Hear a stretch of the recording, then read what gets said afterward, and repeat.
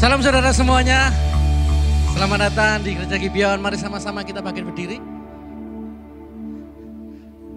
Sebelum kita memuji menyembah Tuhan, sama-sama kita akan baca ayat kebenaran firman Tuhan. Saya akan baca di ayat yang ganjil, nanti saudara akan baca di ayat yang genap, dan di ayat yang terakhir kita akan baca bersama-sama. Saya percaya ayat firman Tuhan ini akan memberkati setiap kita. Roma pasal 6 ayat yang ke-8 sampai yang ke-11. Jadi jika kita telah mati dengan Kristus, kita percaya bahwa kita akan hidup juga dengan Dia, saudara.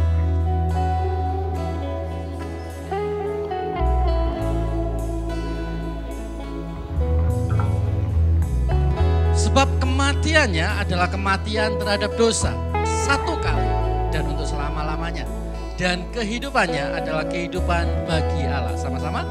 Demikianlah hendaknya kamu memandangnya, bahwa kamu telah mati bagi dosa, tetapi kamu hidup bagi Allah dalam Kristus Yesus. Berikan tepuk tangan sorak-sorai bagi Tuhan kita. Mari kita puji Dia, tinggikan nama Tuhan kita sembah Yesus.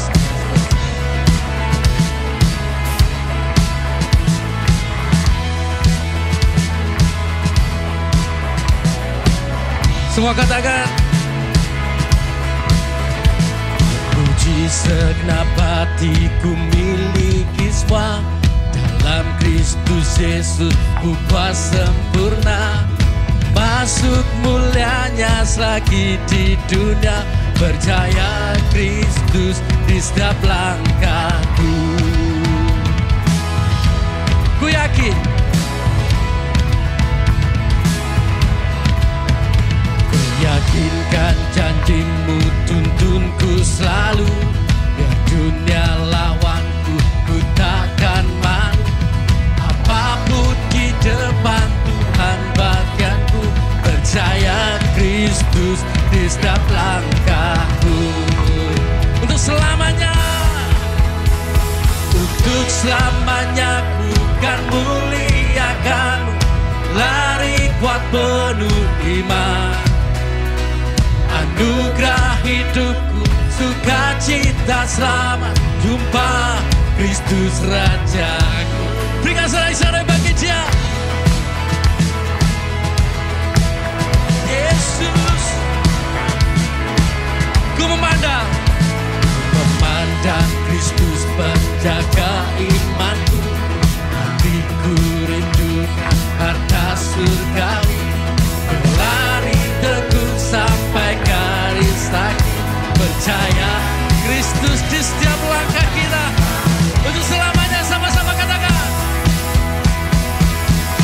Untuk selamanya ku kan muliakan, lari kuat penuh iman.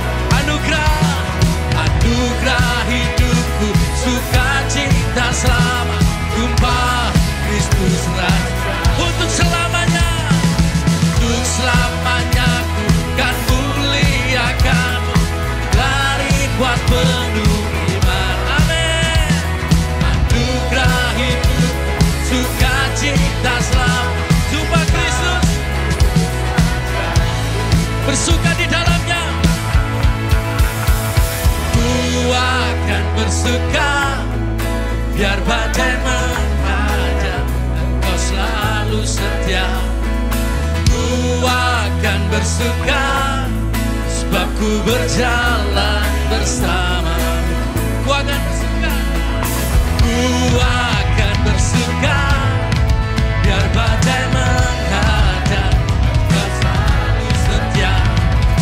Ku akan bersuka, sebab ku berjalan bersama. Sekali lagi katakan sama-sama. Ku akan bersuka, biar badai menghadang, Engkau selalu setia. Ku akan bersuka, sebab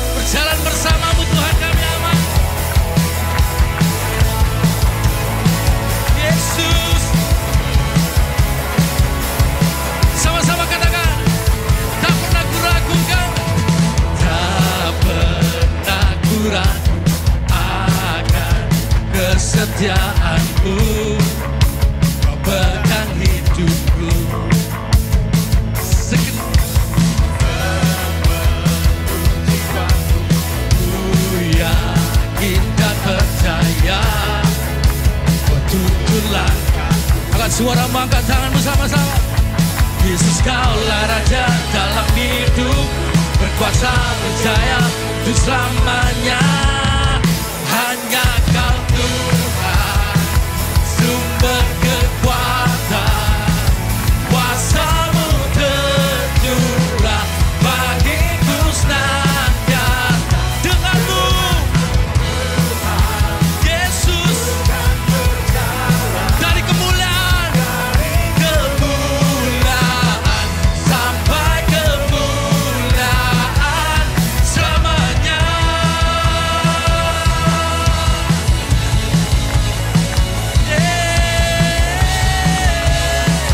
Tak pernah kuragukan, tak pernah kuragu akan kesetiaan-Mu dalam hidup kami.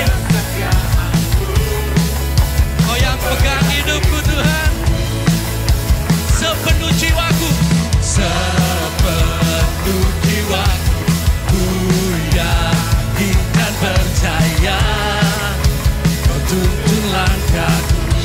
Semua katakan, Yesus kaulah Raja dalam hidup, berkuasa berjaya untuk selamanya. Hanya Kau sumber kekuatan, kuasa-Mu senantiasa. Denganmu dari kemuliaan sampai kemuliaan selamanya. Yesus, Yesus kaulah Raja. Sekali lagi, berkuasa berjaya untuk selamanya. Hanya Kau Tuhan, sumber kekuatan, kuasa-Mu tercurah bagiku senantiasa. Dengan ku kan berjalan mencari kemuliaan sampai kemuliaan selamanya.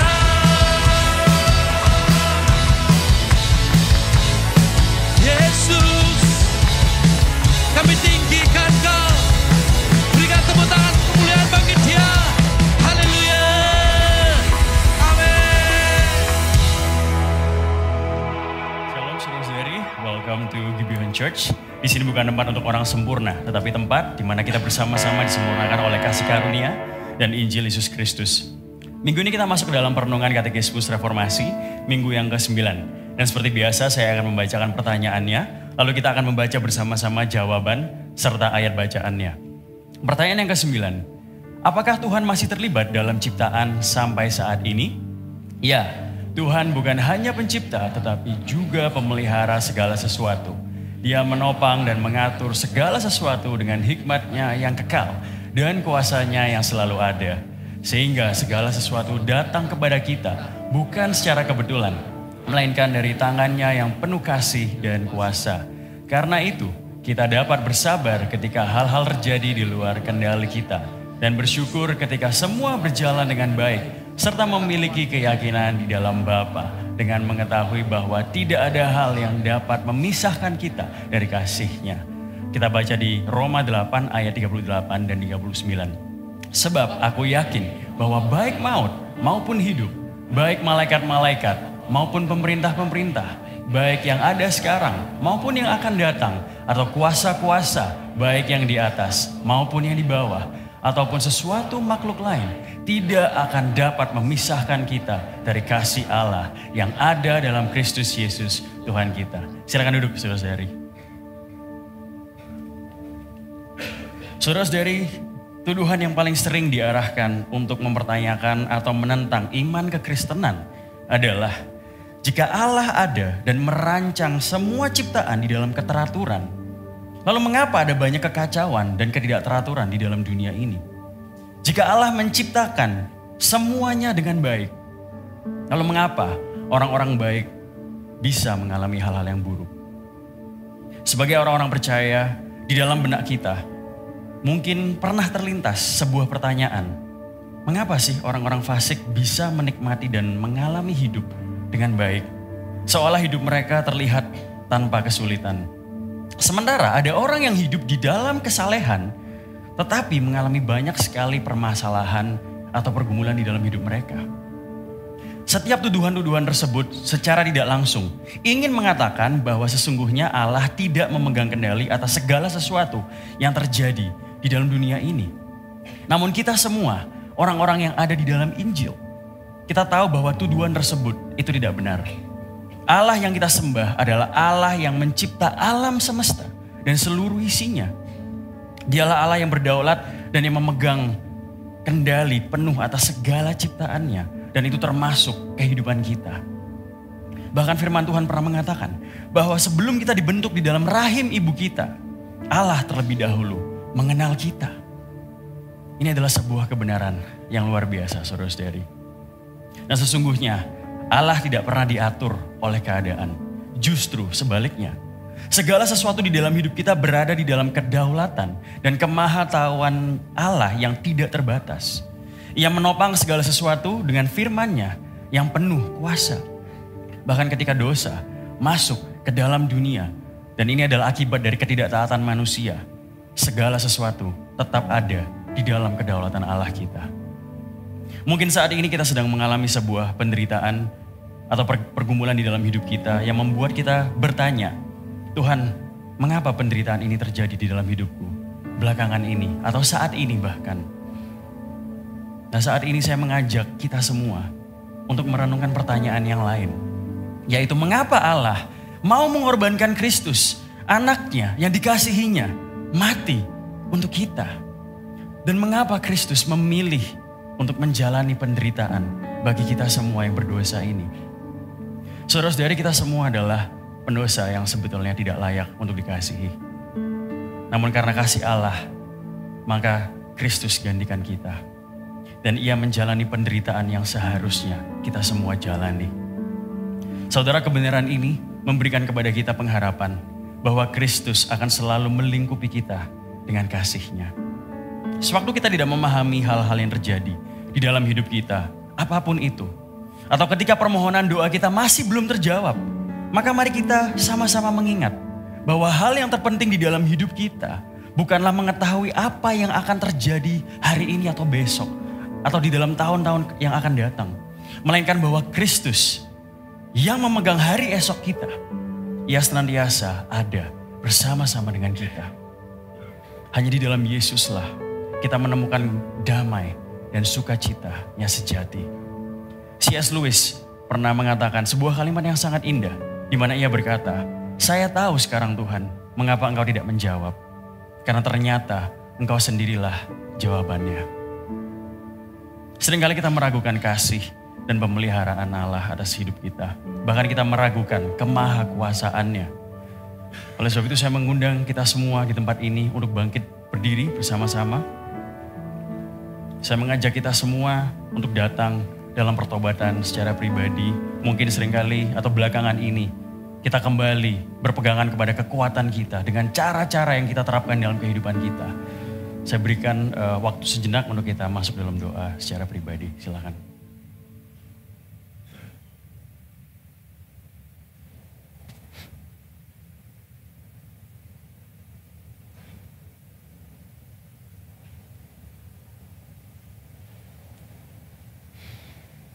Ya Tuhan, kami datang kepadamu dengan sebuah pengakuan bahwa kami adalah manusia yang terbatas.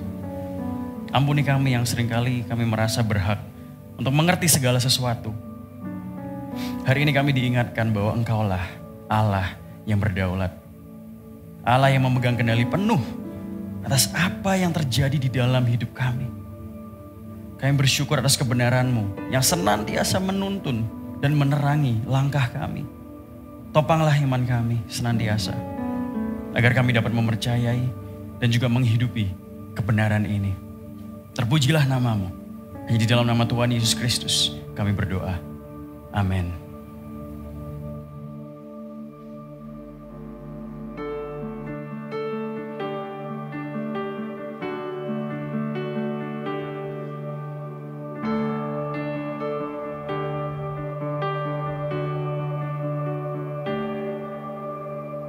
who makes the sun to rise, bring the earth new life in every beat. Jesus, it is you who turns the day to night, watches me as I begin to dream. Jesus, it is you. Who makes me food for my table? Who cares for all of my needs? Who walks the road with me and following me to walk and I feel. Jesus, it is you. Jesus, it is you.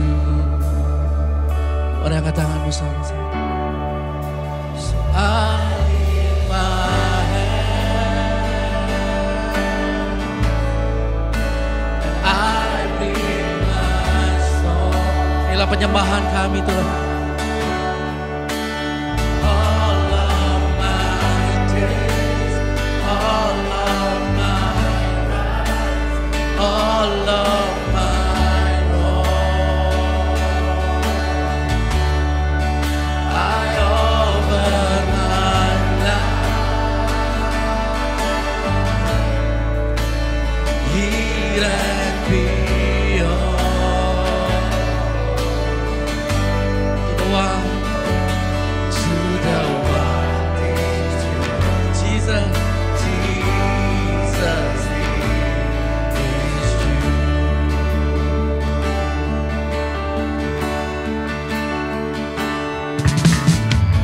Who sees my brokenness, carries me when I'm ill and weak. Jesus, it is you. Who takes the soul to rest when I am overwhelmed and cannot speak. Jesus, it is you. Who is my king on his altar? Who holds my heart in his hand? Who takes my cross and feet and beyond the earth of Calvary? Jesus, it is you. Jesus, it is you. So lift my hand. So I lift my hand. Oh, I bring my soul. All of my days, all of my rights, all of my wrong. Kami datang kepadamu Tuhan.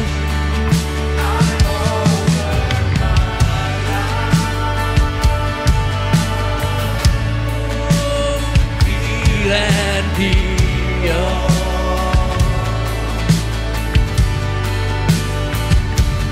To the one thing true, Jesus, it is you. Mari sembah Dia, tinggikan namanya. So I lift my hand. Oh, I bring my soul. All of my days, all of my rights, all of my wrong. Inilah kami Tuhan.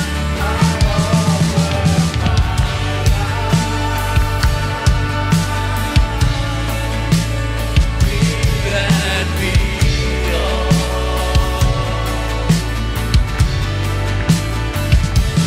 To the one being true, Jesus, it is you. Mari jemaat Tuhan sama-sama angkat tanganmu, angkat penyembahan. So I lift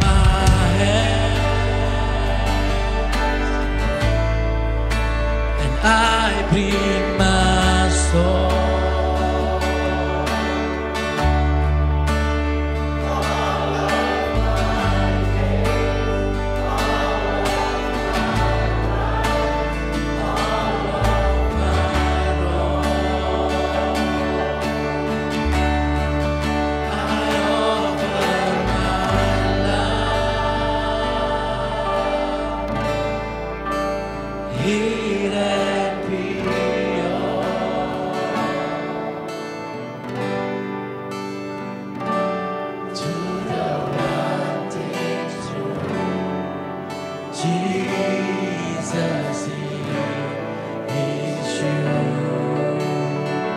To the one,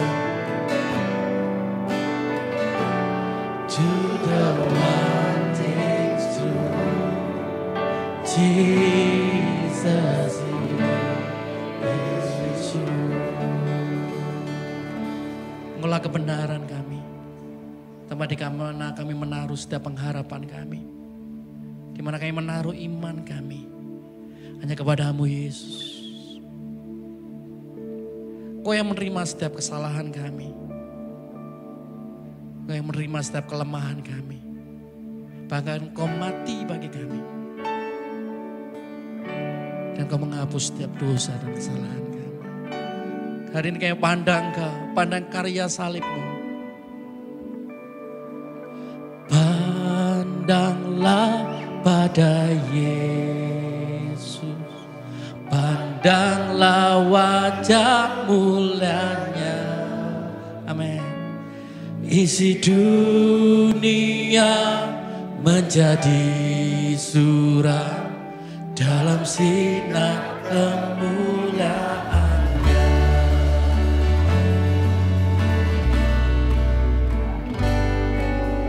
Pandang pada bukit,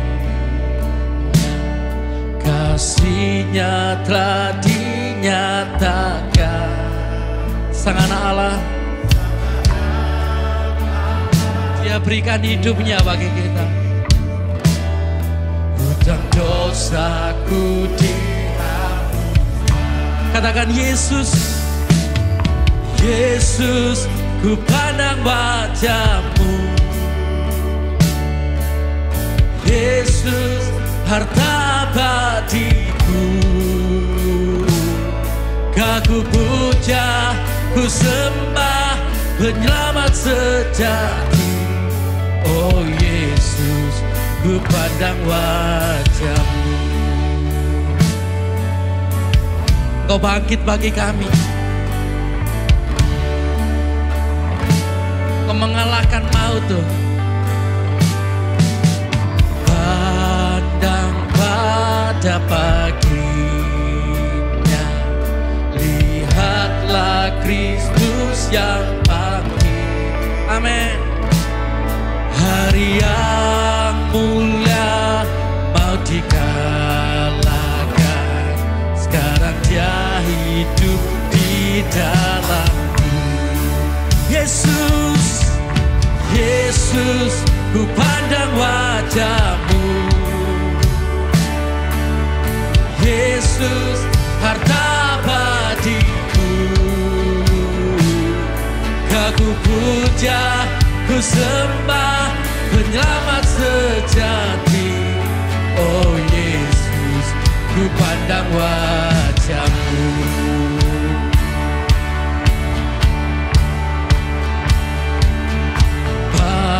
Pandanglah pada surga, Sang Raja datang kelak.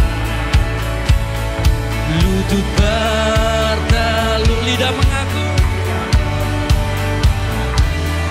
kemuliaan milik Kristusku. Yesus, Yesus, ku pandang wajah-Mu. Yesus, harta abadiku. Kau ku puja, sembah, penyelamat sejati. Sekali lagi katakan, Yesus,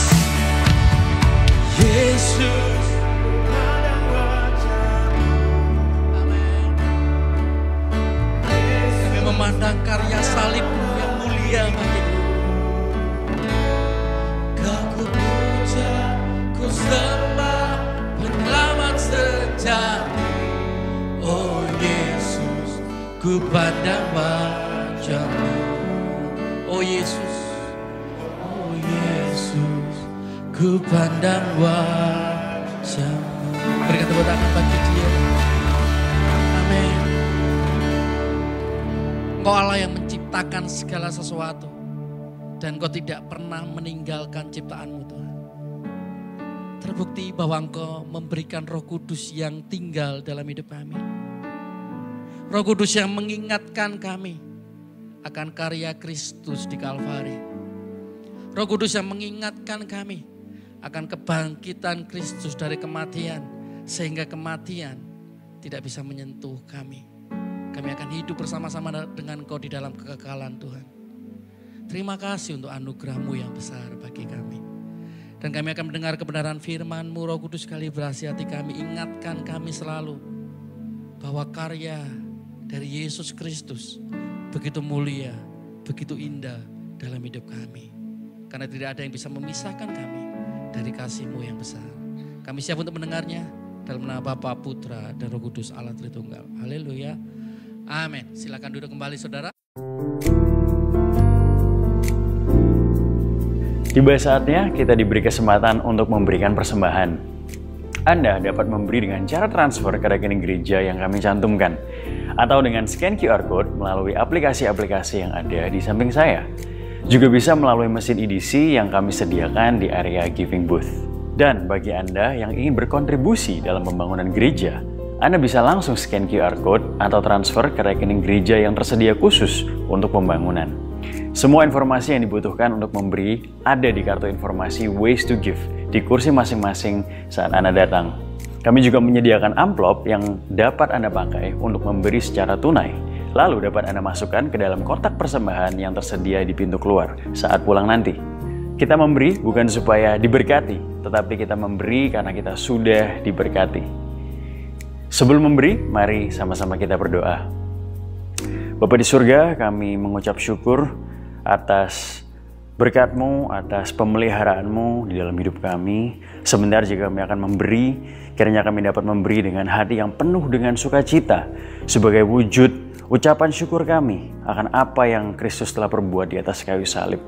Dan biar melalui pemberian ini, gereja-Mu dapat semakin dibangun dan Injil-Mu dapat semakin disebarluaskan. Terpujilah nama-Mu Tuhan, hanya di dalam nama Tuhan Yesus, Tuhan dan Juru Selamat kami yang hidup. Amin. Selamat memberi. Hi, I'm Stephanie and this is Gibeon Weekly News.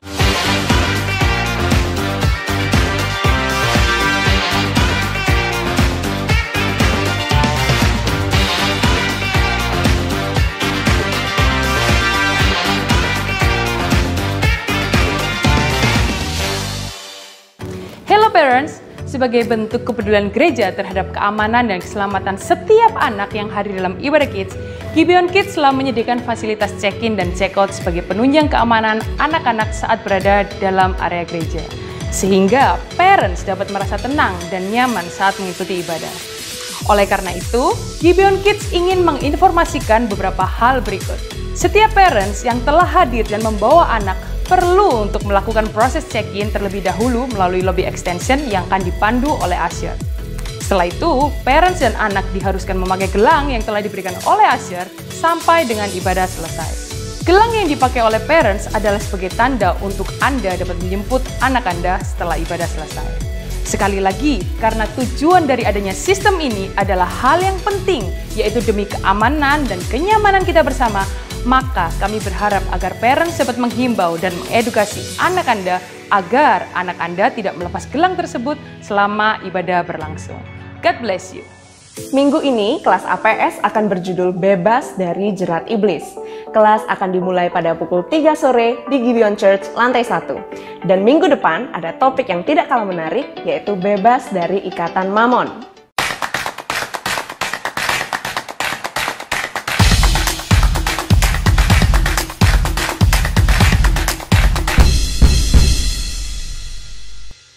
Baptisan adalah sebuah sakramen kudus yang sangat penting di dalam perjalanan setiap orang percaya.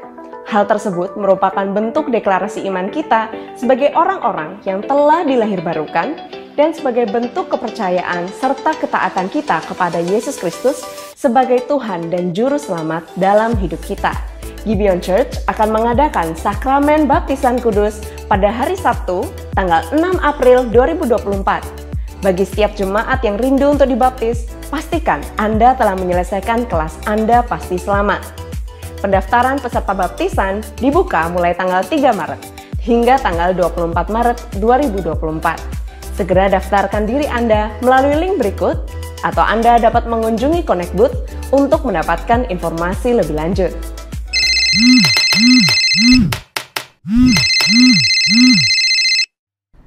Sudah lulus kelas APS, sudah dibaptis, sudah aktif dalam care group. Informasi ini untuk Anda. Mulai tanggal 3 Maret hingga 24 Maret, Gibeon Church sedang membuka kesempatan bagi Anda untuk dapat mengambil langkah iman selanjutnya, yaitu menemukan panggilan Anda melalui pelayanan. Anda dapat memilih dan tergabung dalam Kids Ministry sebagai Teaching Assistant, Youth Ministry sebagai Youth Leader, Creative Ministry sebagai Male Presenter, Worship Ministry sebagai Cellist, Violinist, Male Singer, Soundman and Musician, Multimedia Ministry sebagai Visual Jockey, Cameraman and Lighting, Usher Ministry sebagai Usher. Sebelum terjun ke dalam pelayanan, ada beberapa proses yang Anda akan lalui untuk mengenal dan dapat melayani dengan baik. So, this is the time for you to discover your calling through ministry. Segera daftarkan diri Anda melalui link berikut dan temukan informasi lebih lanjut melalui Discover Your Calling booth di basement. Hai, saat ini saya sedang berada di lokasi pembangunan dari gedung Gibeon Church. Bisa Anda saksikan di belakang saya, inilah gedung baru yang nanti akan disambungkan dengan gedung lama dari Gibeon Church. Kami sangat berterima kasih untuk donasi dan support yang telah Anda berikan dalam proses pembangunan Gibeon Church ini. Kami masih membuka kesempatan bagi Anda yang rindu untuk berkontribusi dalam bentuk dana. Anda dapat melakukannya dengan scan QR Code pada kartu di kursi Anda, atau melalui nomor rekening yang tertera di samping saya, atau dengan mengunjungi giving booth di basement setelah ibadah. Mari kita terus dukung dan doakan proses pembangunan Gibeon Church demi penyebaran Injil dan kemuliaan nama Tuhan. Saudara sekalian, pastikan Anda telah mendapatkan reflective card agar Anda dapat merefleksikan khotbah yang didengar hari ini. Dan kami juga menyediakan Land Devotional yang Anda dapat baca dan renungkan setiap harinya pukul 12 siang melalui Gibeon App atau melalui website kami di www.gibeon.church. Sekian informasi untuk minggu ini. Happy Sunday and enjoy the sermon. Tepuk tangan saudara untuk pengumumannya luar biasa. Amen. Welcome to Gibeon Church. Bagi saudara yang pertama kali hadir bersama dengan kami, teman-teman yang online live streaming, kami mengucapkan selamat datang. Kita mempunyai hashtag bukan tempat untuk orang sempurna, tapi kita semua disempurnakan oleh kuasa Injil dan oleh kasih karunia Kristus. Yang setuju katakan amin. Amin. Hari ini adalah minggu yang keempat dari khotbah berseri The Road to the Cross yang akan memimpin kita untuk masuk ke dalam Paskah dan Jumat Agung dan Paskah ya saudara ya. Dan ini adalah khotbah kita hari ini, jalan menghidupi identitas anak. Dan kita akan membahas 5 ayat hari ini, yaitu Roma 8 ayat 13-17. Kita sudah membahasnya ayat 1-15. Terutama hari ini kita akan lihat 15, 16, 17 ya saudara ya. Kita akan membahas dan eksposisinya. Dan kita akan membaca bersama-sama mulai ayat 13. Saudara dan saya membacanya yang ungu dan saya akan membacakan ayat genapnya ya saudara ya. Roma 8 ayat 13 kita baca bersama-sama 1, 2, 3. Sebab jika kamu hidup menurut daging kamu akan mati. Tetapi jika oleh roh kamu mematikan perbuatan-perbuatan tubuhmu, kamu akan hidup. Semua orang yang dipimpin roh Allah adalah anak Allah. Sebab kamu tidak menerima roh perbudakan yang membuat kamu menjadi takut lagi. Tetapi kamu telah menerima roh yang menjadikan kamu anak Allah. Oleh roh itu kita berseru, ya Aba, ya Bapa. Roh itu bersaksi bersama-sama dengan roh kita bahwa kita adalah anak-anak Allah. Ayat 17 baca yang keras. Dan jika kita adalah anak, maka kita juga adalah ahli waris. Maksudnya orang-orang yang berhak menerima janji-janji Allah, yang akan menerimanya bersama-sama dengan Kristus. yaitu jika kita menderita bersama-sama dengan Dia, supaya kita juga dipermuliakan bersama-sama dengan Dia. Berbahagialah orang yang mendengar firman Tuhan, memelihara dalam hatinya dan melakukan dalam hidupnya. Nah, minggu lalu saudara, kita melihat harga dan kehinaan kita ya saudara ya.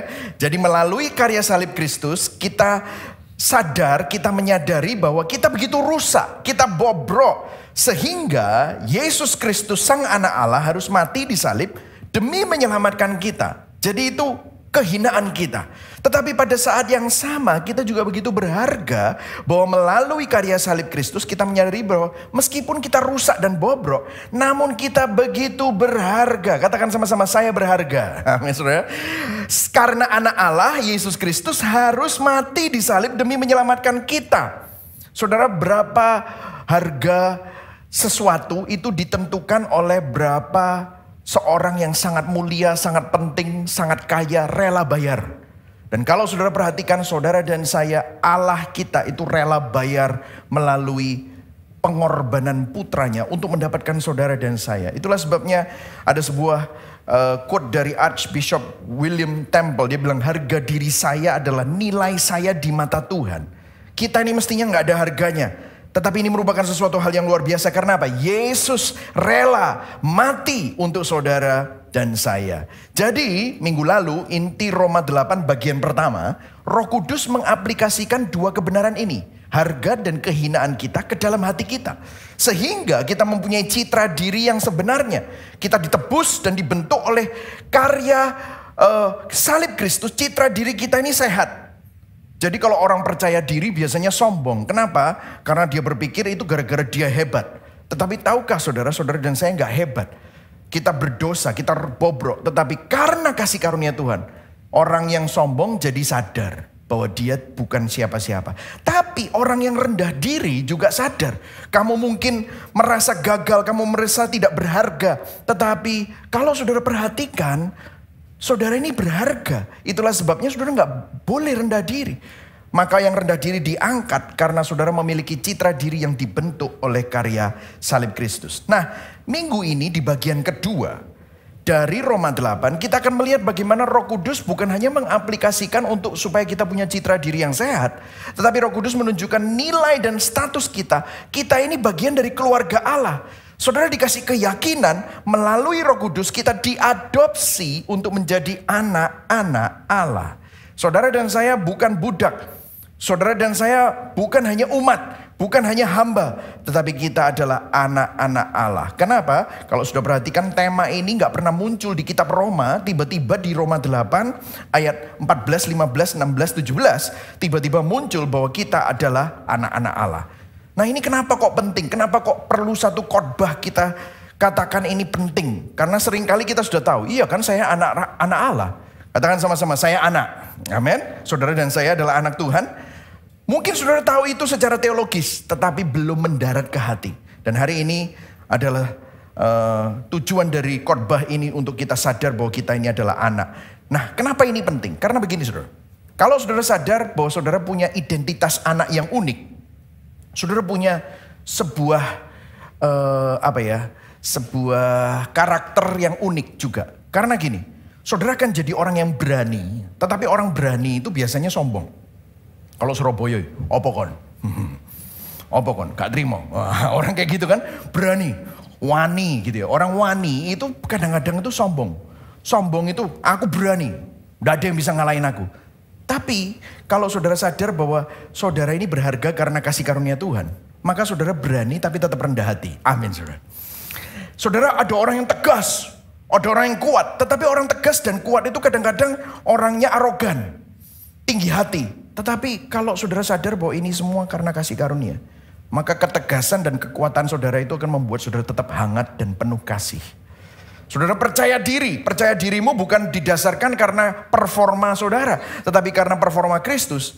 Maka saudara tidak akan mementingkan diri sendiri dan agenda pribadi. Ini sangat berbeda dengan apa yang dunia katakan tentang percaya diri, dunia katakan tentang keberanian, apa yang dunia katakan tentang ketegasan dan kekuatan. Jadi poin saya ada 3 hari ini. Yang pertama, kita tidak menerima roh yang membuat kita menjadi takut. Ya, yang pertama. Yang kedua, Kita menerima roh yang menjadikan kita anak Allah. Dan yang ketiga, implikasi identitas anak di dalam hidup kita. Jadi kita akan mulai yang pertama, kita tidak menerima roh yang membuat kita menjadi takut. Yang siap belajar katakan yes. Oke, kalau sudah perhatikan di ayat 15a. Kita baca sama-sama sekali lagi ya. 1, 2, 3. Sebab kamu tidak menerima roh perbudakan yang membuat kamu menjadi apa? Takut lagi. Kenapa saya highlight lagi? Karena begini saudara. Artinya sebelum Roh Kudus masuk, kita ini di bawah roh perbudakan yang membuat kita selalu takut, saudara. Saudara perhatikan ya. Semua paham filosofi, filsafat yang ada di dalam dunia, sistem kepercayaan, sistem pandangan agama yang ada di dunia, itu selalu liberalisme atau legalisme. Saya kategorikan, saya mau ajak saudara pagi ini berfilsafat sedikit ya. Penekanan Injil itu beda banget dengan sistem-sistem yang ada di dunia. Saya taruh yang sini sistem legalisme, yang sini sistem liberalisme. Kalau saudara di Gospel Center Church, apalagi kalau saudara di City to City Church, pasti saudara ngerti. Legalisme ini begini saudara. Artinya saudara itu hidup dalam peraturan, saudara hidup di dalam konservatisme. Jadi orang yang bermoral, itu legalis. Harus melakukan ini untuk menunjukkan bahwa dia baik. Nah biasanya produk dari sini itu anak-anak yang terkekang, anak-anak yang selalu terkungkung dengan peraturan, mereka ingin bebas. Biasanya orang-orang yang sudah lama di legalisme itu dia pergi ke sistem satunya yaitu liberalisme. Liberalisme itu aku mau bebas, aku gak mau lagi dikekang oleh peraturan, pokoknya aku mau menikmati hidup gitu. Tetapi orang yang menikmati hidup pun akhirnya juga selalu dikasih motivasi ketakutan. Dua-duanya motivasinya ketakutan. Nah saya akan tunjukkan kepada saudara bagian ini. Jadi begini, Injil itu ada di spektrum yang sangat berbeda dari sistem dunia. Sistem dunia itu selalu legalisme atau liberalisme. Injil bukan di tengah-tengah. Kalau di tengah-tengah itu nanti setengah liberal sama setengah legalis gitu. Enggak ya saudara. Tetapi ini sangat berbeda. Nah kenapa kok saya bilang ini yang motivasi ketakutan? Karena begini saudara. Legalisme itu berusaha melakukan hukum karena takut dihukum. Jadi dia berusaha untuk jadi orang baik, mengikuti hukum. Karena nanti kalau nggak mengikuti hukum, takut dihukum. Namun juga diperbudak dosa dengan ilusi keagamawian. Aku orang baik, aku orang bermoral. Tapi kalau ditanya, kenapa sih kamu kok ibadah? Nah ini saya mau kasih tes sedikit ya. Saudara ibadah kenapa sih? Kalau saudara jawabannya begini. Ya kalau nggak ibadah nanti aku diselentik Tuhan. Wah saudara pernah dengar gitu ya? Wah kayaknya Tuhan itu tukang nyelentik begitu saudara ya. Aku kalau nggak ibadah nanti berkat Tuhan itu nggak turun dalam hidupku. Berarti saudara ibadah bukan karena cinta Tuhan, tetapi karena saudara takut diselentik Tuhan, takut tidak dapat berkat. Jadi saudara takut dihukum. Motivasinya apa? Takut. Betul nggak saudara?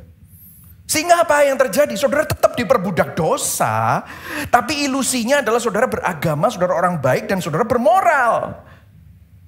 Nah ini legalis saudara. Jadi bisa saja saudara orang Kristen tapi belum Injil. Saudara masih orang Kristen legalisme. Nah ini kita perlu bertobat karena Roh Kudus ditaruh dalam hidup saudara supaya saudara tidak takut lagi. Saudara tidak perlu hidup dalam keadaan seperti ini lagi. Jadi kalau saudara taat itu bukan karena saudara takut konsekuensi tidak taat atau takut dihukum, tetapi karena saudara tahu bahwa saudara sudah ditebus, nilaimu sudah dibayar lunas. Itulah sebabnya saudara taat karena ucapan syukur. Nah itu saudara.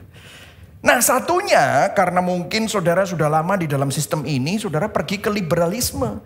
Nah ini liberalisme itu takut dengan hukum, jadi takut juga. Tapi takut nggak mau jadi seperti itu. Akhirnya apa? Anti hukum. Anti hukum. Hukum itu bahasa Yunaninya nomos. Makanya ada yang namanya antinomian, antinomos. Nggak suka hukum. Pokoknya hedon. Pokoknya menikmati hidup. Tetapi karena dia ingin bebas, takut hukum. Akhirnya apa? Diperbudak dosa juga. Kok bisa pastor? Ya ini namanya diperbudak dosa dengan ilusi kebebasan. Kelihatannya bebas. Namun akhirnya tetap diperbudak kecanduan. Orang yang mau bebas, saya kasih contoh, dia main judi, akhirnya apa? Terbelenggu judi. Orang yang mau materialisme, hedonisme, akhirnya apa? Dibelenggu konsumerisme, akhirnya apa? Dibelenggu hutang. Orang yang mau live life of a party, mereka, aku mau minum-minum, aku mau party-party, akhirnya apa? Jadi alkoholik. Orang mau bebas menikmati hidup, nyoba-nyoba lah. Dia pengen bebas nyoba narkoba, akhirnya kecanduan narkoba. Pengen bebas, seks bebas, akhirnya apa? Kecanduan seks. You name it. Apapun itu, akhirnya motivasinya tetap aja diperbudak dosa. Dan motivasinya apa? Takut. Dua-dua motivasinya takut. Jadi kedua paham lain yaitu legalisme dan liberalisme memberikan motivasi melalui ketakutan. Yang ini takut dikekang, yang ini takut dihukum. Tapi dua-duanya tetap diperbudak oleh dosa. Nah banyak orang yang tanya sama saya, loh Pak kalau bukan legalisme atau liberalisme, kalau saya harus berbuat baik, insentifnya buat saya itu apa? Saya berbuat baik, mengasihi dan mengampuni. Saya kan berbuat baik supaya memang akhirnya diberkati. Atau kalau enggak saya melakukan perbuatan yang baik supaya ada orang lain yang melakukan yang baik kepada saya. Saya tanya balik, jadi yang memotivasi Bapak selama ini berbuat baik itu apa? Takut. Kalau berbuat baik karena takut itu sebenarnya bukan karena kebaikan itu sendiri. Setia sama istri kenapa? Kamu setia sama istri kenapa? Ya kalau nggak setia sama istri nanti keluargaku hancur berantakan, lebih parah nanti hidupku. Jadi kamu setia sama istri bukan karena cinta, bukan karena kasih, bukan karena ikatan perjanjian di pernikahan. Ya itu juga gitu. Itu yang kedua. Jadi sebenarnya kamu melakukan kebaikan karena takut konsekuensi kalau ketahuan selingkuh, ditangkap, tertangkap. Itu bukan motivasi yang tertinggi nilainya. Jadi perhatikan saudara, setiap filosofi lain, setiap agama lain, bahkan orang-orang yang tidak beragama pun, kalau saya tanya, kenapa kamu percaya moral? Kenapa kamu hidup bermoral? Ya karena kalau tidak hidup bermoral, masyarakat akan kacau, kehidupan sosial kita akan kacau balau, tidak berfungsi, akan rusak. Jadi dengan kata lain, setiap orang, setiap agama, setiap filosofi, setiap filsafat mempunyai motivasi yang dimotivasi mentaati peraturan karena apa? Ketakutan. Injil berbeda, kekristenan berbeda. Coba saudara lihat di Yeskiel 36 ayat 26. Ini dikatakan begini, kamu akan kuberikan hati yang baru. Ini janji Tuhan sebelum Mesias datang. Dan roh yang baru di dalam batinmu. Aku akan menjauhkan dari tubuhmu hati yang keras. Dan baca sama-sama yang digaris bawahi dan ayat 27. 1, 2, 3. Kuberikan kepadamu apa? Hati yang taat. Ayat 27 baca sama-sama. Rohku akan kuberikan diam dalam batinmu. Dan aku akan membuat kamu hidup menurut segala ketetapanku. Dan tetap berpegang pada peraturan-peraturanku dan melakukannya. Perhatikan saudara. Yang legalisme berusaha mengontrol perbuatan orang dari luar dengan peraturan. Yang liberalisme berusaha untuk membuat orang happy dari perbuatan-perbuatan yang ada di luar. Tetapi Injil mengubah manusia dari dalam. Rohnya diubah. Hatinya diubah. Dikasih apa? Roh Kudus. Jadi kalau saya perhatikan di sini dalam bagian ini, melalui karya salib Kristus, Roh Kudus memberi kita apa? Hati yang baru, menuliskan hukum Allah di dalam hati kita. Sehingga kalau saudara melakukan sesuatu yang baik, kita melakukannya dengan sukacita. Kenapa? Karena kasih Allah. Yang setuju katakan amin. Ini merupakan kekristenan saudara. Sangat berbeda. Jadi di dalam Kristus, Roh Kudus melahirbarukan kita dan memampukan kita untuk tidak dimotivasi oleh ketakutan, namun dengan sukacita, ucapan syukur. Karena apa? Karena kasih Tuhan kepada kita. Amin saudara.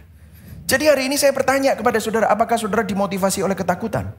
Jangan-jangan saudara masih ada di dalam legalisme. Atau saudara gak mau dikekang oleh ketakutan, tetapi saudara mau hidup seenaknya. Tapi saudara lupa. Itu pun juga kalau saudara masih kecanduan dengan dosa, saudara masih hidup di bawah ketakutan. Apakah saudara menghidupi kekristenan yang sesungguhnya? Nah, kita masuk dalam poin yang kedua. Bagaimana saudara tidak takut lagi. Kenapa? Karena saudara adalah anak.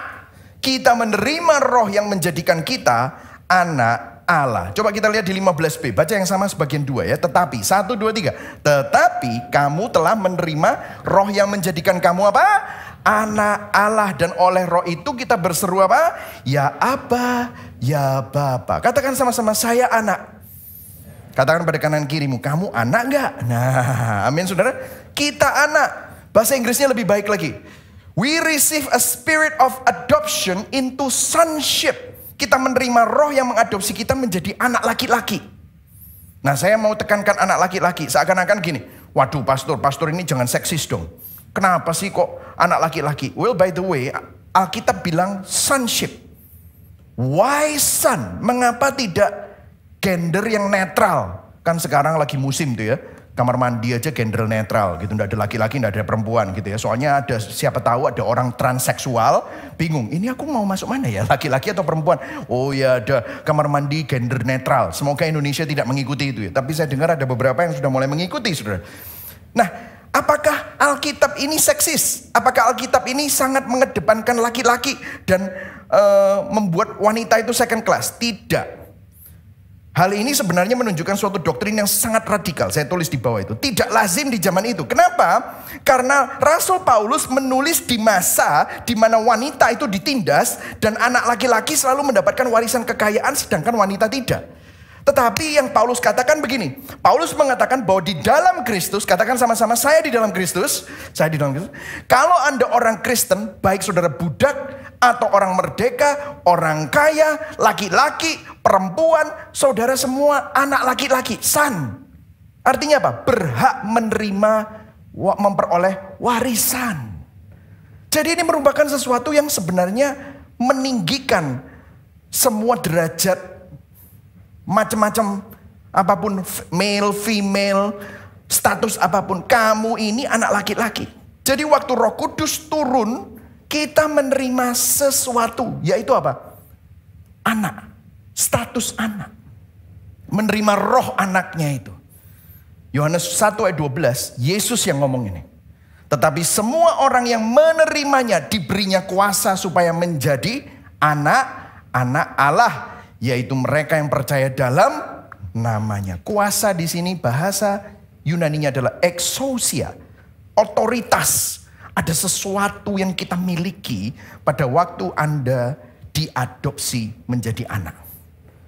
Saya sampai lihat beberapa komentari, apa arti adopsi? Adopsi adalah proses di mana seseorang yang bukan bagian dari keluarga tertentu secara resmi dibawa ke dalam keluarga itu, dijadikan anggota keluarga yang sah secara penuh dengan apa? Hak, otoritas, dan kuasa dari posisi tersebut. Nah, ada beberapa hal yang Alkitab katakan pada waktu saudara menerima exousia, otoritas itu. Apa saja? Hak apa saja yang saudara terima sebagai seseorang yang diangkat anak? Kalau saudara perhatikan, ada perubahan status. Dulu saudara budak dosa. Dulu saudara adalah musuh Allah. Tetapi sekarang Anda diadopsi menjadi anak yang dikasihi Allah. Ini adalah kabar baik yang terbesar. Yang setuju katakan amin. Ini luar biasa saudara. J.I. Packer sampai bilang begini. Kalau kamu ingin menilai seberapa baik seseorang memahami kekristenan, perhatikan apakah orang itu ngerti apa artinya menjadi anak Tuhan. Apa artinya memiliki Tuhan sebagai bapaknya. Jika ini bukan pemikiran yang mendorong dan mengontrol penyembahannya atau pandangannya tentang kehidupan, artinya orang itu tidak memahami esensi kekristenan dengan baik. Kenapa ini penting? Karena kalau cara pandang kita terhadap Tuhan itu salah, maka penyembahan kita, ibadah kita, seluruh pandangan kita terhadap Tuhan juga fondasinya salah. Cara pandangnya salah, lensanya kabur. Saya kasih contoh ya saudara. Kalau kita melihat Tuhan itu seperti kita lihat Santa Claus atau Sinterklas. Santa Claus sama Sinterklas itu tanyaannya apa? Kalau misalnya lagi datang ke pesta Natalnya anak-anak itu apa? Ayo mana anak-anak yang baik, anak-anak yang taat. Wah semuanya langsung, kamu anak baik gak? Kalau anak baik baru dikasih hadiah. Tapi kalau tidak baik, nakal, apa yang terjadi? Kalau sinterklas, suara pit. Wah, pit hitam. Wah, ini anak nakal. Dibawain karung, anaknya udah nangis-nangis, kejer-kejer sampai kenceng-kenceng. Wah, kenapa? Mau dibawa sama pit hitam. Jadi seakan-akan apa? Kalau kamu baik, if you are good, then you get good. If you are bad, you get bad. Kalau kamu baik, kamu dapat baik. Kalau kamu jahat, dapat sesuatu yang jahat. Kalau kita cara pandangnya seperti itu seperti agama pada umumnya. Tahukah saudara, all of us are bad. Kita semua buruk rupa. Kalau saudara melihat Tuhan seperti bos, maka kita melakukan apa yang menyenangkan bos. Kalau kita melakukan apa yang menyenangkan bos, kita dapat insentif. Tapi kalau kita melanggar peraturannya si bos, maka kita mendapatkan SP1. Kita mendapatkan sanksi. Maka saudara akan menyembah Tuhan seperti seorang pegawai yang cari upah. Halo? Betul saudara? Saudara masih ingat ya? Waktu Yesus ngomong sama murid-muridnya tentang berdoa. Dan murid-muridnya tanya, gimana sih caranya berdoa? Yesus bisa loh bilang, pencipta langit dan bumi. Hakim yang adil dan berkuasa. Tuhan yang perkasa. Bisa gak? Bisa. Tapi lihat, waktu Yesus ngajar murid-muridnya berdoa, dia memulainya dengan apa? Bapa kami yang di surga. Tuhan ingin kita memiliki hubungan seperti apa? Anak dan Bapa. Katakan sama-sama, saya anaknya. J.I. Packer meneruskan, our understanding of Christianity cannot be better than our grasp of adoption. Ini susah menerjemahkannya, makanya saya tetap taruh Inggris ya. Cara kita melihat Tuhan dan berelasi dengan Tuhan itu tergantung dari pemahaman kita akan doktrin Alkitab mengenai adopsi. Di mana saudara dan saya diadopsi menjadi anak. Kalau kita nggak ngerti bahwa kita ini anak, kekristenan kita akan melenceng. Kita akan selalu berpikir bahwa Tuhan itu seperti bos, hakim, cukong. Nah kita perhatikan. Coba kita lihat di Roma 15b dikatakan begini. Oleh roh itu kita berseru apa saudara? Ya Aba, baca semuanya. Ya Aba, ya Bapa. Kenapa kok ini penting sekali sama bahasa Indonesia tidak diterjemahkan? Aba itu adalah bahasa aslinya. Aba, katakan sama-sama Aba. Aba. Aba itu adalah pandangan yang sangat akrab. Dekat antara papa dengan anak.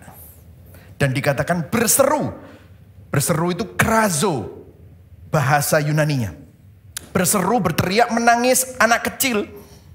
Yang manggil papanya. Aba. Papanya langsung datang. Jadi artinya gini. Kita memiliki akses kepada Tuhan sebagai apa? Bapa. Ada 3 hal. Apa itu akses kepada Bapa itu? Yang pertama, kedekatan. Kita tuh bisa dekat sama Tuhan. Karena dia bukan hanya Tuhan yang jauh, tapi dia adalah Bapa yang mengasihi umatnya.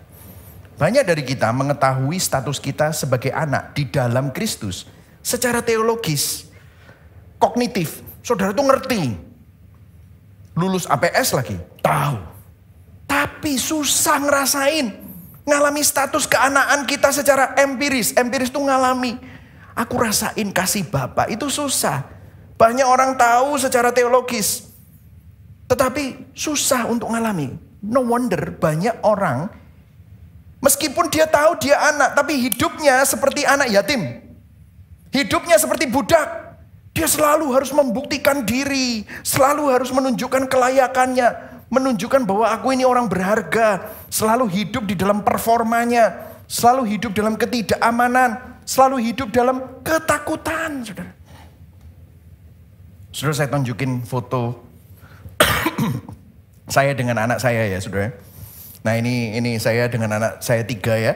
Yang ini udah besar sekali. Ya ini yang pertama Jonathan, dia udah umur 21. Ya yang kedua itu masih baru umur berapa itu? 1,5 tahun kalau nggak salah. Dia sekarang udah umur 16 dan Jane waktu ini fotonya masih 3 tahun. Saudara, anak-anak saya itu tidak harus formal sama saya. Orang mungkin panggil saya Pastor Mike, Saudara orang mau panggil saya Pak Pendeta, Pak Gembala. Tapi anak saya panggil saya apa? Daddy. Kalau datang ke rumah dia nggak bilang gini, Bapakku Baginda Kristion gitu saudara. Nggak ada yang datang begitu. Nggak ada. Dia ngomongnya Daddy. Saya langsung datang, pasti kita peluk, saya cium mereka. Saudara, saya punya ribuan teman di Facebook, ribuan follower di Instagram. Saya punya teman sepedaan, saya punya banyak teman makan. Saya punya teman jemaat, tapi hanya 3 orang. Hanya 1 orang yang bisa panggil saya sayang. Itu istri saya. 3 orang, yaitu Jonathan, Jedediah, dan Jane yang bisa panggil saya apa? Daddy. Kenapa? Dia punya akses khusus, dekat sama saya. Dia nggak usah formal sama saya. Saya ingat waktu saya khotbah dulu di Amerika, waktu kita merintis gereja anak-anak muda. Waktu itu masih berapa puluh orang. Itu jet yang coklat itu. Dia bisa lari ke depan, saya lagi khotbah itu datang, Daddy gitu ya, meluk kaki saya gitu ya. Coba kalau misalnya ada salah satu jemaat lari tiba-tiba meluk kaki saya, kan aneh gitu. Tapi anak saya begitu, dia langsung semua orang ketawa. Kenapa? Karena dia anak, dia punya akses kepada saya. Kenapa? Dekat. Nah, saudara dekat nggak sama Tuhan? Saudara merasakan bahwa saudara bisa datang kepada Tuhan kapan saja. Kedekatan. Yang kedua ada keyakinan. Keyakinan. Kalau saudara perhatikan di Galatia 4 ayat 5. Ini ayatnya mirip sekali sama Roma 8 ayat 15. Ayo baca sama-sama ya. 1, 2, 3. Dan karena kamu adalah anak, maka Allah telah menyuruh roh anaknya ke dalam hati kita yang berseru, ya Aba, ya Bapa. Sama kan? Berseru itu kerazo, artinya apa? Berseru dan berteriak, menangis dengan suatu tujuan khusus untuk memanggil. Saudara dengarkan ya, perhatikan. Begini urutannya. Roh Kudus masuk dalam hidup kita, kita dimampukan untuk berseru, cry out, Bapa. Dengan asumsi bahwa yang dipanggil pasti respon. Kerazo, ada suatu keyakinan, confidence. Kita punya akses bahwa Tuhan itu kalau kita berdoa sama dia, dia pasti dengar. Kenapa? Dia Bapak kita. Katakan sama-sama, Tuhan adalah Bapakku. Amin. Tuhan adalah Bapak kita. Saudara lihat ya ini, foto ini. Ini adalah foto dari White House, Oval Office. Kantornya Presiden Amerika. Orang kalau mau ketemu JFK harus pakai protokol buat appointment itu berapa bulan sebelumnya. Tapi yang punya akses main-main di meja kolongnya dan dipangku oleh sang presiden itu siapa? Anaknya. Saudara tahu? Tuhan adalah pencipta langit dan bumi, perkasa, menciptakan segala sesuatu. Dia berdaulat. Tapi siapa yang punya akses kepada dia yang sangat dekat dengan dia? Siapa? Saudara dan saya. Kenapa? Saudara punya Roh Kudus, anaknya. Saudara jadi anak Allah. Yang setuju katakan amin. Coba saudara masukkan itu. Waktu saudara punya masalah, siapa yang pertama kali saudara panggil? Siapa? Saudara pergi ke siapa? Cari utangan? Atau saudara berdoa terlebih dahulu? Nah ini yang ketiga. Ketergantungan. Jadi yang pertama kedekatan. Katakan sama-sama kedekatan. Kedekatan. Yang kedua ada keyakinan bahwa dia mendengar kita. Yang ketiga ketergantungan. Coba kita lihat ya. Bagaimana Yesus sangat tergantung sama Bapaknya. Sehari malam itu sebelum dia disalib. Sehari sebelum disalib. Malam dia disalib sebelum disalib. Di Markus 4 ayat 32-33 ceritanya Yesus sedang ada di Taman Getsemani bersama dengan 3 muridnya. Dia bilang sama murid-muridnya, duduk di sini. Aku akan berdoa. Dan dia bawa Petrus, Yakobus, dan Yohanes. Dikatakan apa? Ia sangat takut dan gentar. Dia lagi takut. Dia lagi sangat berbeban berat. Karena Yesus tahu sebentar lagi dia harus menanggung dosa manusia. Dia harus disalib. Kemudian lihat. Ia berkata kepada mereka, hatiku sangat sedih seperti mau mati rasanya. Ini perasaan Yesus. Tinggallah di sini dan berjaga-jagalah. Karena dia tahu sebentar lagi dia akan mengalami penderitaan yang luar biasa. Dan lihat apa yang dilakukan di dalam doa. Dia berdoa katanya ayat 36. Katanya di sini kerazo. Ya Aba, ya Bapa. Tidak ada yang mustahil bagimu. Ambillah cawan ini daripadaku, tetapi bukan kehendakku, namun apa yang engkau kehendaki. Pada waktu Yesus merasa takut, waktu Yesus merasa sedih, mau mati rasanya berbeban berat, Yesus datang kepada Bapa. Ada suatu ketergantungan. Saya mau tanya sama saudara, ketika saudara berhadapan dengan pencobaan, penderitaan, kesulitan, seruan apa yang keluar dari mulut kita? Siapa saudara panggil siapa? Saudara bergantung sama siapa? Apakah saudara bersungut-sungut? Apakah saudara menyalahkan Tuhan? Apakah saudara komplain? Apakah saudara marah? Saudara protes? Saudara bandingkan hidup saudara dengan orang lain? Apakah itu? Ataukah kita datang dengan doa?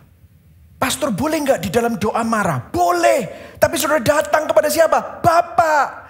Boleh nggak datang dengan komplain? Boleh. Karena apa? Tempat yang teraman untuk saudara komplain adalah kepada Bapa kita. Yang setuju katakan amin. Di situ saudara bisa datang. Kenapa? Saudara punya akses, saudara punya kedekatan. Saudara nggak ngerti kenapa ini terjadi. Saudara bisa datang. Coba lihat Ayub. Ayub itu komplain, Ayub marah, Ayub nangis, Ayub protes. Tetapi kepada siapa? Kepada Tuhan. Dia datang dan waktu dia berdoa justru di situ hatinya diselaraskan. Hatinya diubah pada waktu saudara datang kepada Bapa. Yesus memiliki ketergantungan kepada Sang Bapa. Di dalam Kristus kita memiliki status anak seperti Yesus kepada Bapa. Maka kita juga bisa datang kepada Bapa. Pertanyaannya, kepada siapa kita bergantung? Martin Lloyd Jones berkata begini, Allah tidak lagi menjadi Allah yang jauh bagi kita. Dia berbicara tentang status anak. Dia bukan Allah yang kita percayai hanya secara intelektual, teologis, dan doktrinal saja. Itu semua mungkin terjadi pada orang yang bukan anak. Penyembahan dan doa kita ini spontan. Ini adalah spontanitas seorang anak yang melihat kepada bapaknya. Dan bukan hanya spontan, tetapi percaya. Seorang anak kecil yang mempercayai, tidak menganalisa. Dia tahu bahwa Aba adalah bapaknya. Orang dewasa mungkin memandang dari jauh dan bersikap sangat formal, seakan berhadapan dengan orang penting. Tapi anak kecil datang sambil berlari ke arah papanya, langsung memeluk kaki ayahnya. Dia memiliki hak yang tidak dimiliki orang lain. Insting itu ada di dalam setiap anak, sehingga dia berseru apa? Aba, Bapa. Apakah kita menjalani kehidupan kekristenan dalam pemahaman bahwa Tuhan itu Bapa kita? Seringkali kita hidup seperti anak yatim, padahal punya Bapa yang lebih dari segala Bapa. Mungkin sudah bilang, Pak, tapi saya ini ya nggak punya orang tua, papa yang baik. Papaku itu mengabuse aku. Papaku tuh ninggalin keluarga kita. Aku tuh sakit hati sama papaku. Perhatikan, Mazmur 68 ayat 6-7. Saya nggak ada di sini, saya bacakan buat saudara. Tuhan adalah Bapa bagi anak yatim dan pelindung bagi para janda. Itulah Allah kita di kediamannya yang kudus. Saudara tahu, saudara mungkin tidak punya hubungan yang baik dengan Bapa di dunia. Tapi kita punya Bapa di surga, di mana saudara bisa datang kepadanya. Karena saudara bukan lagi musuhnya, tetapi sekarang saudara diangkat, diadopsi jadi anak-anaknya. Yang setuju katakan amin. Katakan sama-sama, saya anaknya. Amin. Yang ketiga, implikasinya apa? Identitas anak dalam kehidupan kita. Coba kita lihat ayat 17. Ini implikasinya, ayat 17. Baca sama-sama, 1, 2, 3. Dan jika kita adalah apa? Anak, maka kita juga adalah ahli waris. Maksudnya orang-orang yang berhak menerima janji-janji Allah. Stop dulu sampai di situ ya saudara. Saudara, masalahnya kalau saudara dengar begini, aku ahli waris. Aku menerima janji-janji Allah. Selalu apa? Hubungannya apa? Langsung saudara mikirnya kekayaan, ya kan? Aku akan diberkati Tuhan. Gini loh saudara ya. Seringkali kita selalu mengkonotasikan warisan dan janji-janji Allah dengan hal-hal yang materi. Apakah itu bisa? Termasuk pemeliharaan Tuhan, pertolongan Tuhan. Tuhan pasti tolong. Amin. Yang setuju katakan amin. Amin. Nah ini aminnya biasanya paling banter. Ini kok gak banter ya? Berarti saudara kurang percaya kalau Tuhan itu ini sudah terlalu tinggi imannya. Oh aku sudah tidak peduli dengan hal-hal yang materi. Oh puji Tuhan saudara. Tapi saudara percaya kalau Tuhan itu bisa menolong saudara dan memelihara saudara dalam hal-hal yang materi. Pertolongan-pertolongan setiap hari. Yes. Itu termasuk, tetapi bukan itu yang dimaksud warisan kekal di sini.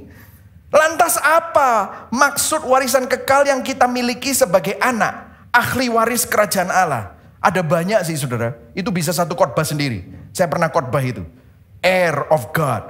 Tapi ya ada satu ayat yang menunjukkan cukup lengkap. 1 Petrus 1 ayat 3-4. Ini dalam versi MILT. Ya. Saya bacakan buat saudara. Ayat 3. Diberkatilah Allah dan Bapa Tuhan kita Yesus Kristus. Dia yang sesuai dengan rahmatnya yang besar telah melahirkan kita kembali ke dalam pengharapan yang hidup. Jadi kita punya pengharapan. Katakan sama-sama pengharapan. Pengharapan. Melalui kebangkitan Yesus Kristus dari antara orang mati. Ke dalam apa? Warisan yang tak dapat binasa, tidak bercela dan tidak dapat pudar. Yang tersedia bagi kamu di mana? Di surga. Jadi ini warisannya itu warisan kekal. Katakan sama-sama kekal. Kekal. Warisan kekal adalah keselamatan kekal di dalam Kristus. Saudara tahu, saudara itu dulu musuhnya Allah. Mestinya dihukum. Tetapi sekarang saudara ini bisa hidup damai bersama dengan Tuhan. Bahkan diganti statusnya. Bukan lagi musuh, bukan cuma hamba, tetapi apa? Anak-anak Allah.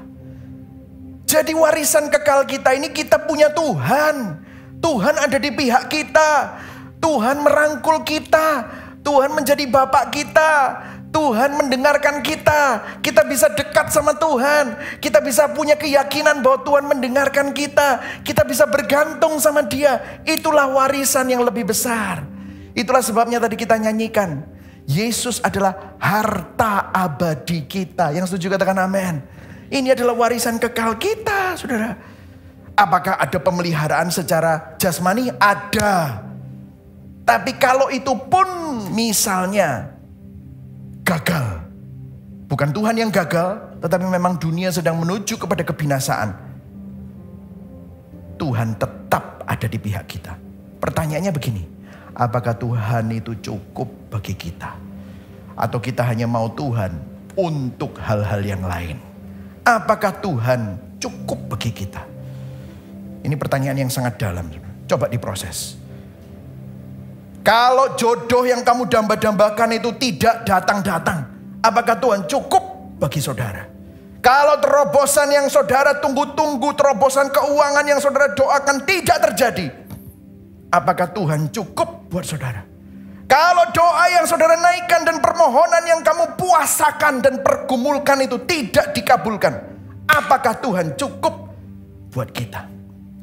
Kalau sampai kita ini harus ibadah tanpa AC, nggak ada sound system, nggak ada kursi, saudara-saudara di bawah, kita nyanyi akapela, nggak ada AC dan nggak ada kemewahan ini, apakah Tuhan cukup bagi kita untuk kita bisa memuji Dia?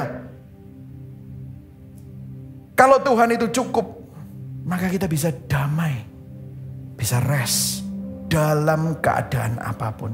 Kalau Tuhan itu cukup, maka kita tidak perlu membuktikan diri kepada semua orang bahwa kamu itu berharga. No, karena kamu sudah berharga.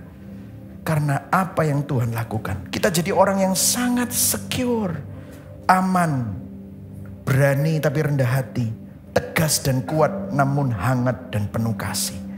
Percaya diri namun tidak mementingkan diri sendiri.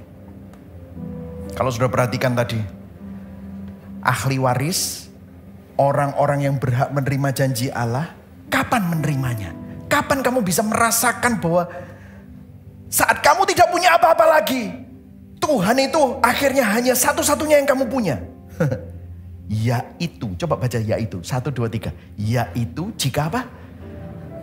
Kita menderita bersama-sama dengan Dia. Supaya kita juga dipermuliakan bersama-sama dengan Dia. Ini tidak pernah dibaca, saudara.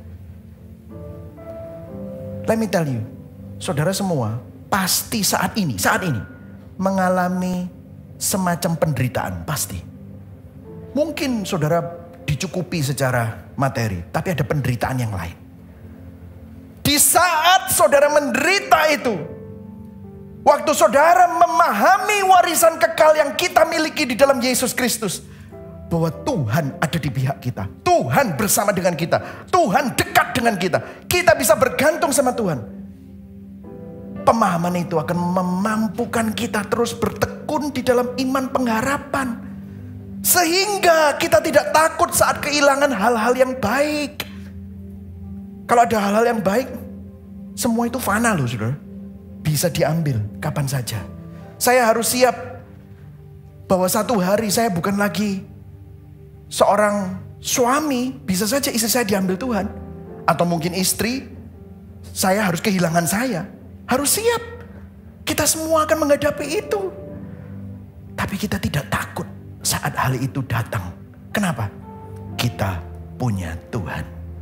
Kita adalah anak-anaknya. Dan kita berani menghadapi situasi yang terburuk sekalipun dalam kehidupan yang fana itu. Makanya saudara di dalam kartu ini, sadarkah kita bahwa Roh Kudus meneguhkan identitas kita sebagai anak-anak Allah, memberi keyakinan bahwa kita punya warisan kekal di dalam Kristus, sehingga kita tidak takut saat kehilangan hal-hal yang baik dan berani menghadapi situasi yang buruk dalam kehidupan yang fana. Kenapa? Karena saudara dan saya adalah anak-anaknya. Saudara bisa kuat bukan karena kamu kuat, tetapi karena Bapa yang kuat memegang tangan kita, memegang masa depan kita, memegang hidup kita. Yang setuju katakan amin. Saudara, saya pernah membaca quote yang menurut saya quote ini kurang tepat ya, tapi saya mau bacakan buat saudara supaya saudara sadar bahwa ini gak cukup. Ada quote-nya begini: kita semua pernah ditolong Tuhan di masa lalu. Kalau hari ini hatimu dingin, imanmu lemah, kamu lagi putus asa, ingatlah pekerjaan Tuhan di masa lalumu saat Tuhan menolongmu. Jangan lupakan itu akan menguatkanmu.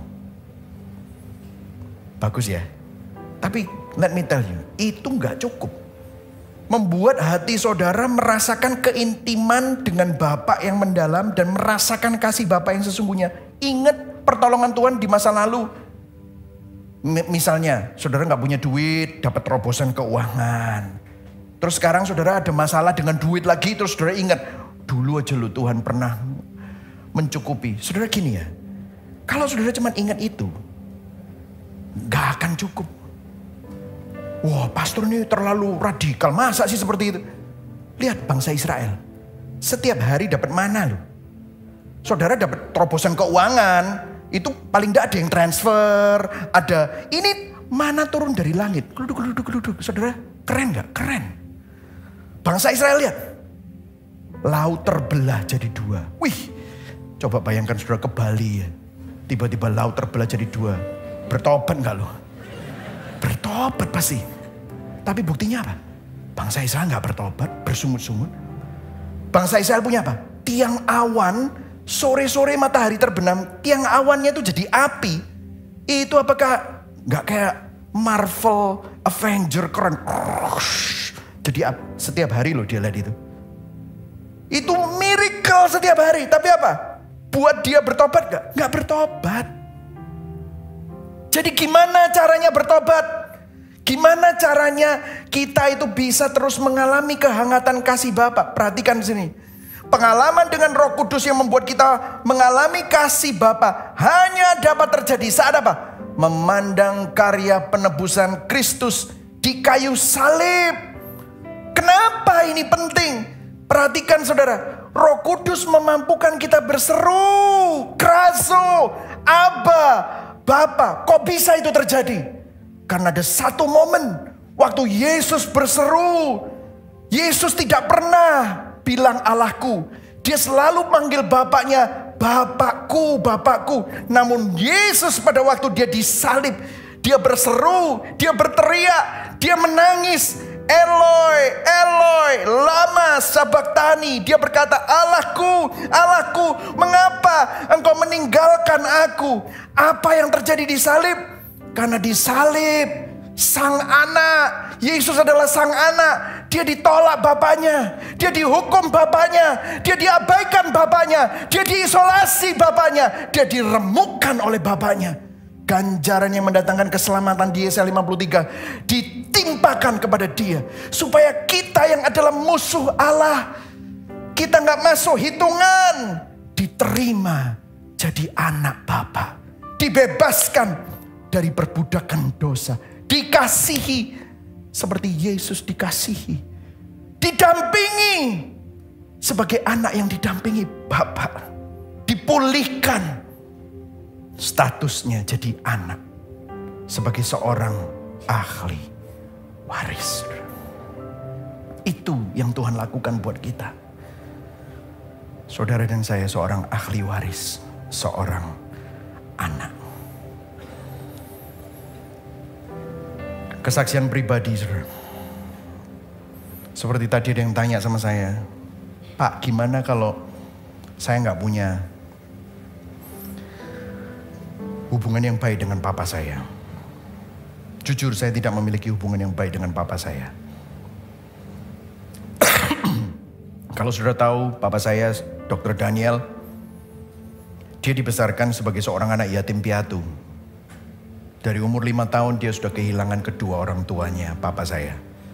Dia dibesarkan bersama dengan adiknya oleh paman-pamannya, encik-enciknya. Dia punya satu adik laki-laki. Tapi waktu mereka jadi dokter muda, papa saya waktu itu sudah hampir lulus dokter. Adiknya waktu itu jadi dokter muda. Adiknya pun dipanggil Tuhan. Sakit meningitis. Waktu masih umur 20 something. Jadi papa saya seorang yatim piatu dan sebatang kara. Dia tidak punya figur ayah. Dia dioper-oper ke paman-pamannya. Maka dia pun jadi ayah yang tidak sempurna. Dengan segala kekurangannya saya mengucap syukur dia bertobat dan terima Yesus. Tapi waktu saya masih kecil, saya masih ingat. Papa saya dulu sering abuse mama saya sebelum bertobat. Saya pun sering dipukul oleh papa saya. Keras. Pakai sabuk, pernah ditodong pisau.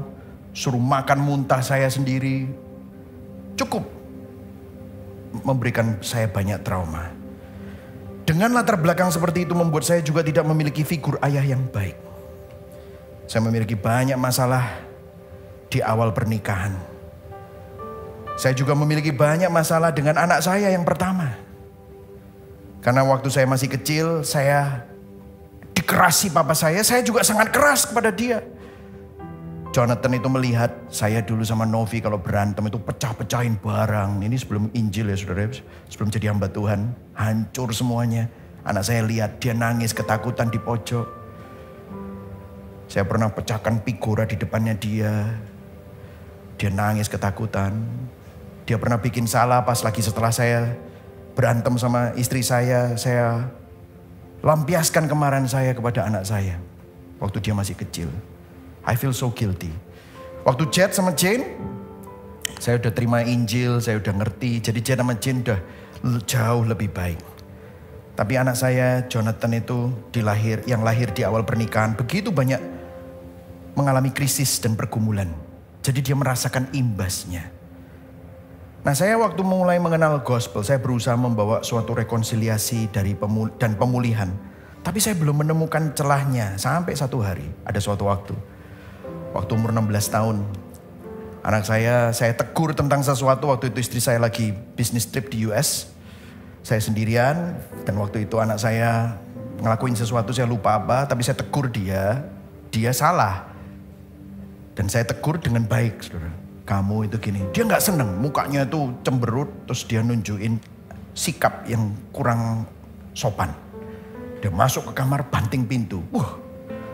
Saya digituin. Ini apa-apaan ini anak? Nah waktu saya mulai marah, saya udah pingin ngikutin, tak dobrak aja ini, jedar gitu. Saya pikir gitu ya. Saya mau ajakin, kamu ngapain kayak gitu? Dan saya mau ngajak nantang dia. Mentang-mentang kamu sudah besar sekarang, dia lebih besar dari saya kan? 187 tingginya. Wah, saya pikir kurang ngajar ini, mendidik. Tapi puji Tuhan, nah disinilah Injil ya. Hei, kamu lagi marah ini artinya ada berhala yang terusik dalam hatimu. Stop dulu, jangan ke kamar itu. Kayaknya ada yang ngomong gitu, nahan saya. Saya walk away, saya mikir kenapa ya saya marah. Ya karena kamu merasa tidak dihormati oleh dia. Tapi dalam hati, seakan-akan Roh Kudus mengingatkan firman. Berapa kali kamu tidak hormat sama Tuhan. Tapi Tuhan yang adalah Bapakmu mengampuni kamu. Waduh, berapa kali kamu kurang ngajar. Tidak mengasihi. Tapi Bapakmu setia mengasihi kamu. Waduh, saya... Terus dia bilang, dalam hati, saya diingatkan.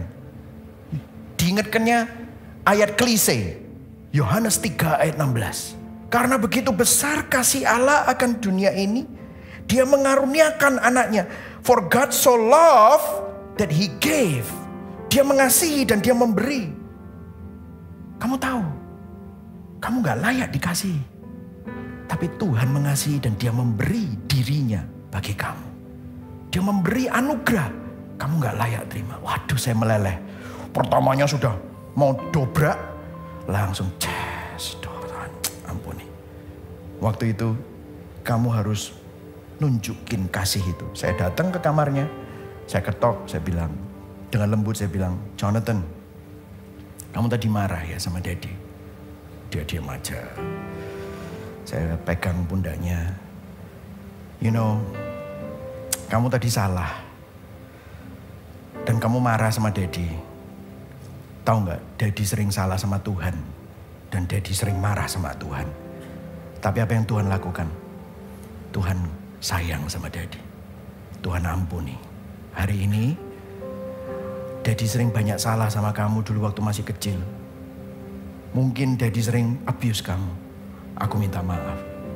I'm sorry if I hurt you. Saya kaget, saya cuma pegang begini, saya cerita itu. Langsung dia nangis. Dia wah, besar anaknya saudara. Nangis, saya gak pernah lihat itu. Saya rangkul dia. Kita sama-sama nangis bersama-sama dalam hadirat Tuhan.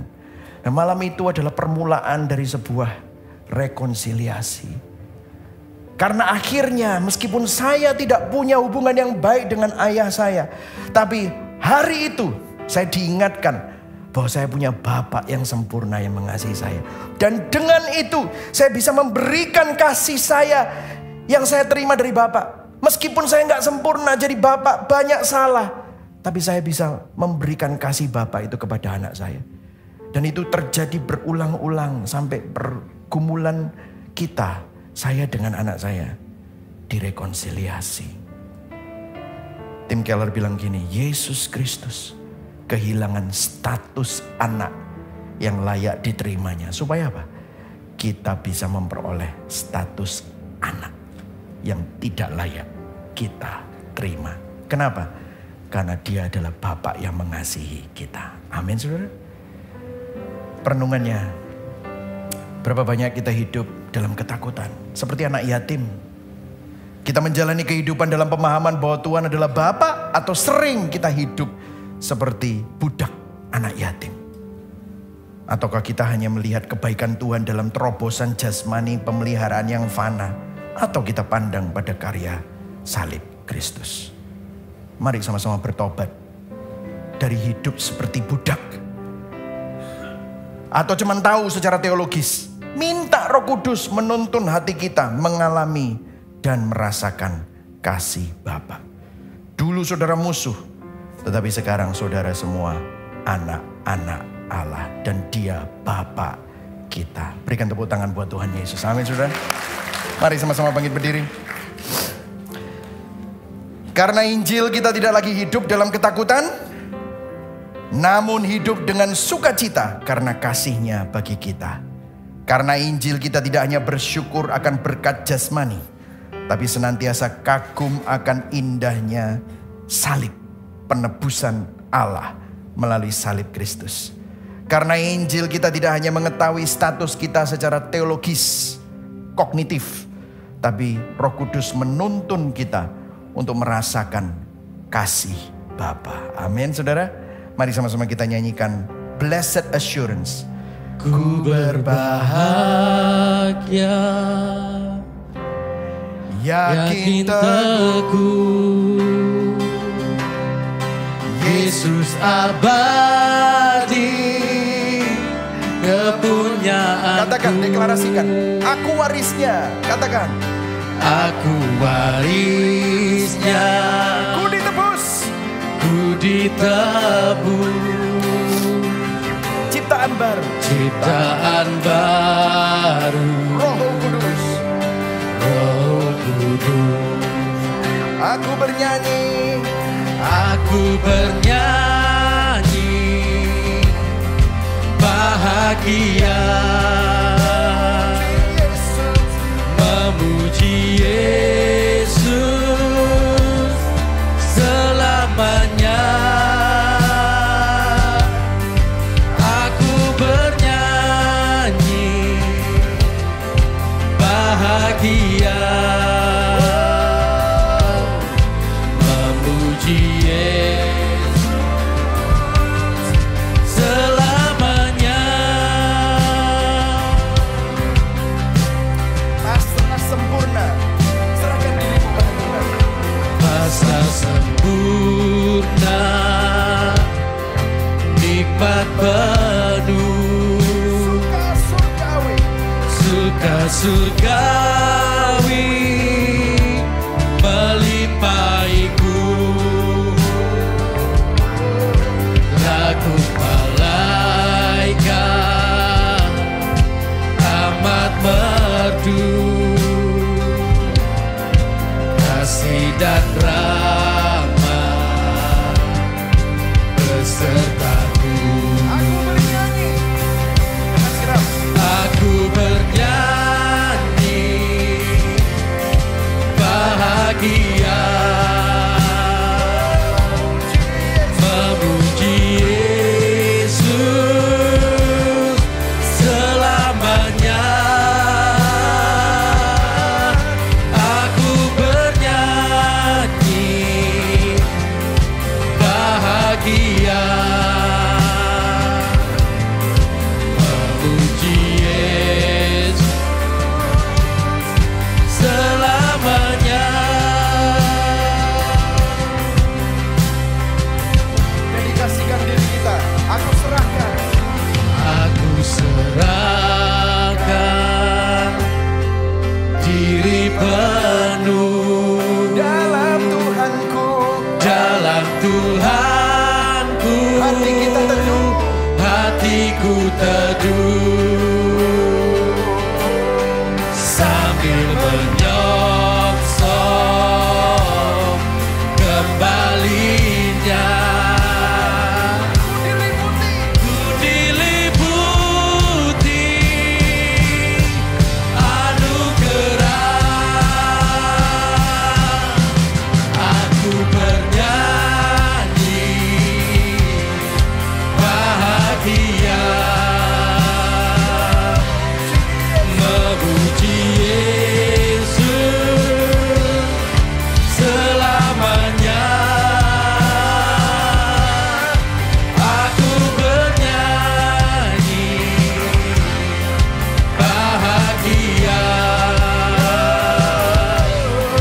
Memuji Yesus selamanya. This is my story. This is my story. Praising my Savior. All the day long. This is my story. This is my song. Praising my Savior all the day long. sama-sama kita berdoa. Hari ini Tuhan mengingatkan kita semua bahwa kita jangan cuma hanya tahu bahwa kita anak secara teologis, tapi datang kepada Dia sebagai anak kepada Bapa. Saudara punya akses, bukan karena saudara layak, tetapi apa yang Kristus sudah lakukan. Banyak dari saudara perlu bertobat, saya pun perlu bertobat karena sering kita tahu bahwa kita anak, tapi kita hidup seperti anak yatim. No wonder kita sering berusaha membuktikan diri. Kita pikir kita berharga kalau kita mencapai ini dan itu. Bertobat hari ini. Ingat, kamu bukan musuh Allah. Kamu tidak perlu membuktikan apa-apa. Kalaupun kamu bisa mencapai itu pun tetap fana. Itu tetap tidak berguna. Tapi apa yang Kristus sudah lakukan, Dia kehilangan statusnya sebagai anak. Supaya saudara dan saya yang adalah musuh Allah menjadi anak-anak yang dikasihinya. Saudara punya Bapa di surga. Datang kepada Dia. Waktu saudara mengalami pergumulan, saudara mengalami penderitaan, ingat, mungkin tidak ada yang mengerti, tapi Bapamu mengerti. Bapamu yang memegang hidupmu, Bapamu yang menggenggam tanganmu, Bapamu yang menggenggam masa depanmu. Terima kasih Tuhan. Saudara terima ini. Saudara masukkan dalam hati saudara. Saudara renungkan ini minggu ini. Bahwa saudara adalah anak yang dikasihi Bapa. Mari sama-sama kita arahkan hati dan tangan kita kepada Tuhan yang menyelamatkan, memelihara dan menopang kita. Jemaat yang dikasihi Kristus, engkau sudah ditebus dan engkau bukan lagi musuh Allah. Tetapi engkau adalah anak yang dikasihi Bapa di surga. Tuhan memberkati engkau dan melindungi engkau. Tuhan menyinari engkau dengan wajahnya dan memberikan engkau kasih karunia. Tuhan menghadapkan wajahnya kepadamu dan memberikan engkau damai sejahtera. Kiranya Allah Bapa, kasih setia dari Tuhan Yesus Kristus dan penghiburan penyertaan Roh Kudus memberkati saudara dari sekarang sampai Maranatha, bahkan sampai selama-lamanya. Yang percaya dan menerima sama-sama katakan amin. Berikan kemuliaan bagi Tuhan Yesus. Happy Sunday. God bless you.